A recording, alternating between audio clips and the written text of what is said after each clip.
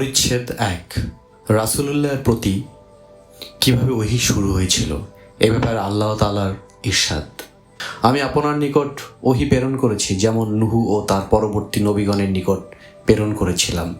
হুমায়দি রাদিয়াল্লাহু তাআলা আনহু আলকামা ইবনে ওয়াক্কাস আল লাইসির রহমতুল্লাহ তাআলাতে বর্ণিত, আমি ওমর ইবনুল খাত্তাব রাদিয়াল্লাহু তাআলা আনহুকে মিম্বরের উপর দাঁড়িয়ে বলতে শুনেছি, আমি রাসূলুল্লাহকে ইরশাদ করতে শুনেছি, প্রত্যেক কাজ নিয়তের সাথে সম্পর্কিত, আর মানুষ তার নিয়ত অনুযায়ী ফল পাবে।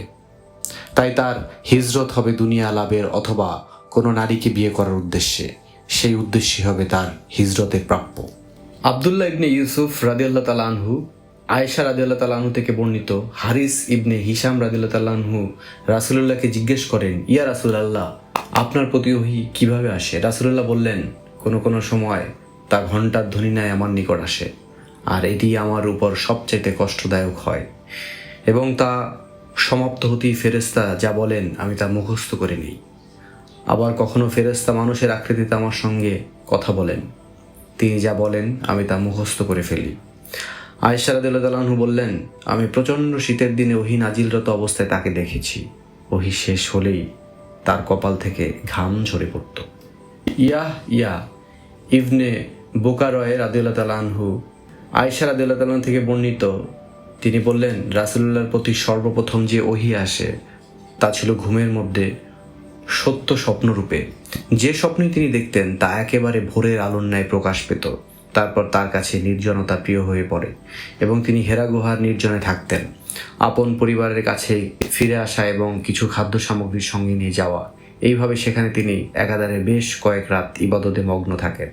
খাদিজা রাদিয়াল্লাহু তাআলা আনহুর কাছে ফিরে এসে আবার অনুরূপ সময়ের জন্য কিছু খাদ্য সামগ্রী নিয়ে যেতেন। এমনইভাবে হেরা গুহায় অবস্থানকালে একদিন তার কাছে ওহী এলো। তার কাছে ফেরেশতা এসে বলল, পড়ুন। রাসূলুল্লাহ বললেন, আমি বললাম, আমি পড়ি না। তিনি বললেন, তারপর তিনি আমাকে জড়িয়ে ধরে এমনভাবে চাপ দিলেন যে আমার অত্যন্ত কষ্ট হলো। তারপর তিনি আমাকে ছেড়ে দিয়ে বললেন, পড়ুন। আমি বললাম, আমি তো পড়ি না। তিনি দ্বিতীয়বার আমাকে জড়িয়ে ধরে এমনভাবে চাপ দিলেন যে আমার অত্যন্ত কষ্ট হলো। তারপর তিনি আমাকে ছেড়ে দিয়ে বললেন, পড়ুন। আমি জবাব দিলাম, আমি তো পড়ি না। রাসূলুল্লাহ বললেন, তারপর তৃতীয়বার তিনি আমাকে জড়িয়ে ধরে চাপ দিলেন। এরপর ছেড়ে দিয়ে বললেন, পড়ুন আপনার রবের নামে, যিনি সে সৃষ্টি করেছে মানুষকে আলাক থেকে, পড়ুন, আর আপনার রব মহামান্বিত। তারপরে আয়াত নিয়ে রাসূলুল্লাহ ফিরে এলেন। তার অন্তর তখন কাঁপছিল। তিনি খাদিজা বিনতে কুয়াইলির কাছ এসে বললেন, আমাকে চাদর দিয়ে ঢেকে দাও, আমাকে চাদর দিয়ে ঢেকে দাও।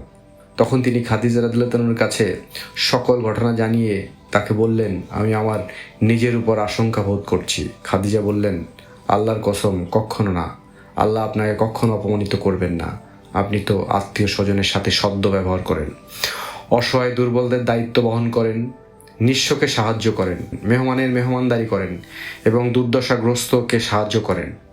এরপর তাকে নিয়ে খাদিজা তার চাচাতো ভাই ওয়ারাকা ইবনে নওফিল ইবনে আব্দুল আসাদ ইবনে আব্দুল উজ্জার কাছে গেলেন, যিনি জাহিলি যুগের ঈসাই ধর্ম গ্রহণ করেছিলেন।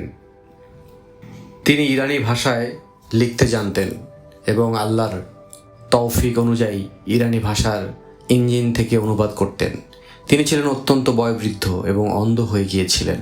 খাদিজা তাকে বললেন, হে চাচাতো ভাই, আপনার ভাতিজার কথা শুনুন। ওয়ারাকা তাকে জিজ্ঞেস করলেন, ভাতিজা, তুমি কি দেখো? রাসূলুল্লাহ যা দেখেছিলেন সবই খুলে বললেন। তখন ওয়ারাকা তাকে বললেন, ইনি সে দূত যাকে আল্লাহ মূসার কাছে পাঠিয়েছিলেন। আফসোস আমি যদি সেদিন যুবক থাকতাম, আফসোস আমি যদি সেদিন জীবিত থাকতাম, যেদিন তোমার কওম তোমাকে বের করে দেবে। রাসূলুল্লাহ বললেন, তারা কি আমাকে বের করে দেবে? তিনি বললেন, হ্যাঁ, অতীতে যিনি তোমার মতো কিছু নিয়ে এসেছে তার সঙ্গী শত্রুতা শুরু হয়েছে। সেদিন যদি আমি থাকি তবে তোমাকে প্রবলভাবে সাহায্য করব। এর কিছুদিন পর ওয়ারাকা ইন্তেকাল করেন আর ওহী স্থগিত থাকে। ইবনে সিহাব জাবির ইবনে আবদুল্লাহ আনসারী ওহী স্থগিত হওয়ার প্রসঙ্গে বর্ণনা করেন যে রাসূলুল্লাহ বললেন, একদা আমি হেঁটে চলেছি, অর্থাৎ হঠাৎ আকাশ থেকে একটি আওয়াজ শুনতে পেয়ে চোখ তুলে তাকালাম, দেখলাম সেই ফেরেশতা যিনি হেরায় আমার কাছে এসেছিলেন আসমান ও জমিনের মাঝখানে একটি কুরসিতে বসে আছেন। এতে আমি ভয় পেয়ে গেলাম। তৎক্ষণাৎ আমি ফিরে এসে বললাম, আমাকে বস্ত্রাবৃত করো, আমাকে বস্ত্রাবৃত করো। তারপর আল্লাহ তাআলা নাজিল করলেন, হে বস্ত্রাচ্ছিত, উঠুন, সতর্কবাণী প্রচার করুন এবং আপনার রবের শ্রেষ্ঠত্ব ঘোষণা করুন। আপনার পোশাক পবিত্র রাখুন, অপবিত্রতা থেকে দূরে থাকুন। এরপর ব্যাপকভাবে পরপর ওহী নাজিল হতে লাগলো। আবদুল্লাহ ইবনে ইউসুফ ও আবু সালেহ অনুরূপ বর্ণনা করেছেন। হেলাল ইবনে রাদ্দাদ জুহুরি থেকেও অনুরূপ বর্ণনা করেছেন। ইউনুস ও মাম্মার এ স্থলে শব্দ উল্লেখ করেছেন। মুসা ইবনে ইসমাইল ইবনে আব্বাস থেকে বর্ণিত, মহান আল্লাহর বাণী, তাড়াতাড়ি ওহী আয়ত্ত করার জন্য আপনার জিহ্বা তার সাথে নাড়বেন না। এর ব্যাখ্যায় তিনি বললেন, রাসূলুল্লাহ ওহী নাজিলের সময় তা আয়ত্ত করতে বেশ কষ্ট স্বীকার করতেন এবং প্রায় তিনি তার উভয় ঠোঁট নাড়তেন। ইবনে আব্বাস বললেন, আমি তোমাকে দেখানোর জন্য ঠোঁট দুটি নাড়ছি যেভাবে রাসূলুল্লাহ তা নাড়তেন। সাঈদ তার শাগরেদদের বললেন, আমি ইবনে আব্বাসকে যেভাবে তার ঠোঁট দুটো নাড়তে দেখেছি সেভাবেই আমার ঠোঁট দুটো নাড়ছি। এই বলে তিনি তার ঠোঁট দুটি নাড়লেন। এ সম্পর্কে আল্লাহ তাআলা নাজিল করলেন, তাড়াতাড়ি ওহী আয়ত্ত করার জন্য আপনি আপনার জিহ্বার তার সাথে নাড়বেন না। এর সংরক্ষণ ও পাঠ করানোর দায়িত্ব আমারই। ইবনে আব্বাস বললেন, এর অর্থ হলো আপনার অন্তরে তা সংরক্ষণ করা এবং আপনার দ্বারা তা পাঠ করানো। সুতরাং যখন আপনি তা পাঠ করি আপনি সে পাঠের অনুরূপ করুন।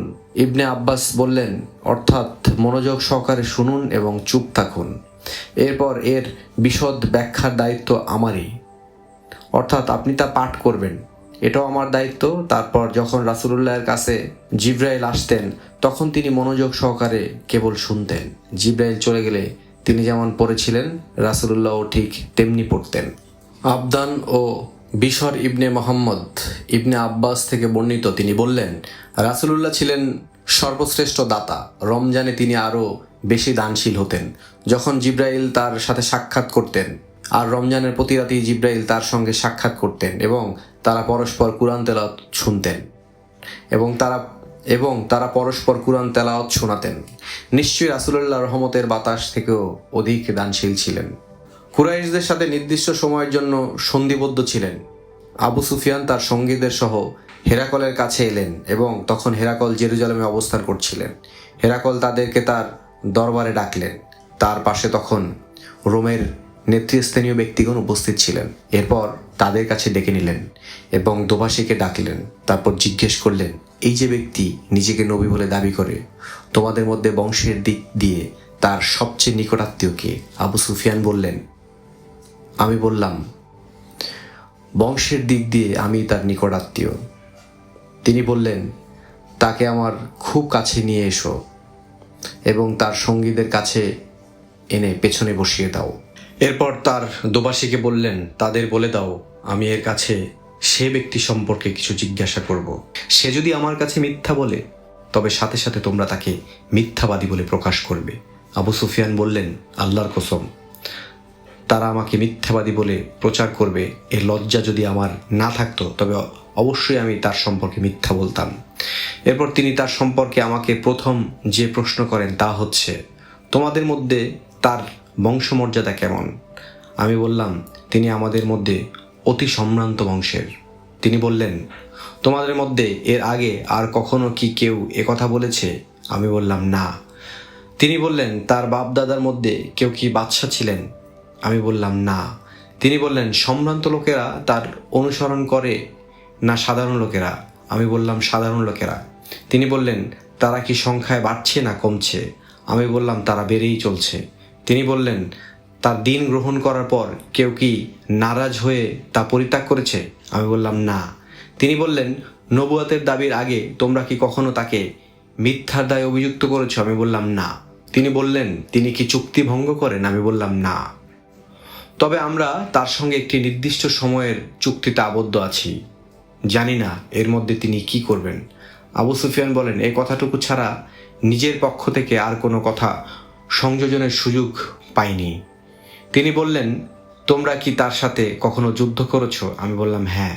তিনি বললেন, তার সঙ্গে তোমাদের যুদ্ধ কেমন হয়েছে? আমি বললাম, তার ও আমাদের মধ্যে যুদ্ধের ফলাফল কুয়ার বালতির ন্যায়, কখনো তার পক্ষে যায়, আবার কখনো আমাদের পক্ষে আসে।